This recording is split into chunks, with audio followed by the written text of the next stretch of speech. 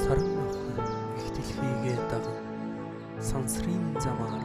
бидэн иргэн сайхан үзмжээ хүмүүст гайхуулан сарун шөнөөр жавхаан өдөржин амарсан нойрмог одод үзэсгэлэнт сарны замыг хэрэглэдэг үлэмж яруу үчийн цагаар үжин дэлхийг тойлон бүрэнхийн шөнөөр үгээн үдс сүүдрэ татуулан үүшлэн ойртож сайхан ухаан замд хөндөсөж сүрдүүлсэн айстай савслах үестэй саранд дурлсан сэвэлзүүлсэл тэнгэрийн харгуйг журмлан эсгэрч